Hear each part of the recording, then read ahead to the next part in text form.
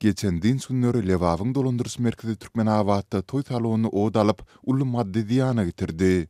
Teknik näsadyk sebäpli ýüze çykandygy barada netije gelinen ýangynda adam pidalary bolmady. 31-nji ýylda öýlen Türkmenabadyň merkezinden geçýän Niýazow şaý ýoly bilen Görogly köçesiniň çatyrygynda ýerleşýän Aýşa toý salony odaldy.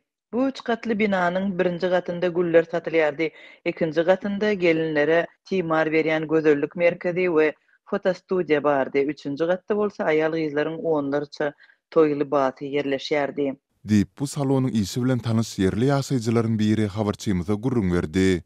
Ol häkimetleriň sol günüň howanyň temperaturasynyň 40 gradusa golaýlamagy bilen binanyň ikinji gatyndaky surat çap edici enzamyň partlandygy barada netije gelendiklerini aýtdy. Derňewiň deslapky netijelerine görä ýekşenbe güni binanyň ikinji gatyndaky surat çap edici enzam öçürilmändir we ol partlapdyr.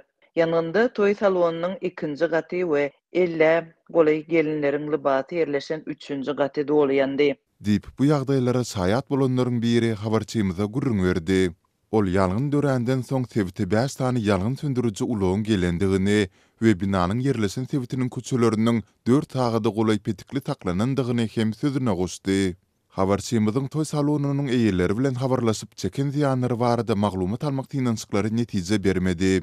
Galy bersede bu ýalgyn barada dymýan ýerli häkimlikler hem azatlyň bu hadisy bilen bagly soraglaryna jogap bermekden ýüze wurdylar. Türkmenabadyň merkezinde dören bu ýalgyn Türkmenistanyň içeri işleri ministrliginiň düzümindäki ýalgyn howpsuzlygy gullugynyň raýatlary Tomuz pasly döwründe ýalgyna garşy howpsuzlygy üpçün etmäge we huskar bolmagy çagyrmagynyň ýa-da gabat geldi. Hökümetçi Türkmen Portal Nesriniň 7-nji iýunda çap eden habarynda ýurtda şol ýalgyn mewsumynyň 1-nji maýda başlanandygy we 1-nji oktýabra çylny dowam etjekdigi aýdyldy. Bellesek bu ýyl Türkmenistanda anomal yssyk howa şertleri hasaba alynýar. Galy bersede Döwlet Howpsuzlyk Geňeşiniň 31-nji maýda geçirilen mejlisinde prezident Serdar Berdimuhammedow ýurduň içeri işleri ministrine ýüzlenip Tomuz pasly döwründe ýangyna garşy howpsuzlygy üpçün etmegi hemis üns merkezinde saklamagyň zerurdygyna aýratyn üns çekipdi. Türkmen häkimetleri we media teristleri ýurtda bolýan toky ýangynlary ýa-da ýaşaýyş durmuş maksatly binalarda bolýan ýangynlar barada habar bermeýärler. Bu baradaky statistik maglumatlar hem ilat köpçüligine açaçan aýan edilmeýär.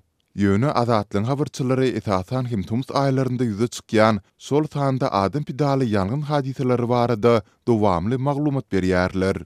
Dünýä ilatynyň ýurtlara görä ömrüniň dowamlylygy boýunça statistik hasabatlary çap edýän World Life Expectancy saýtynyň berýän maglumatlaryna görä Türkmenistan ýurtda ýangyn hadiselerinde wepat bolýanlaryň sany boýunça 183 ýurduň hatarynda 73-nji ýerde ýerleşdirilýär we oňa 2,2 bal berilýär. Bu görkeziji Merkezi Aziýa ýurtlarynyň arasynda Täjikistanyň soňky ikinji uly görkezijidir.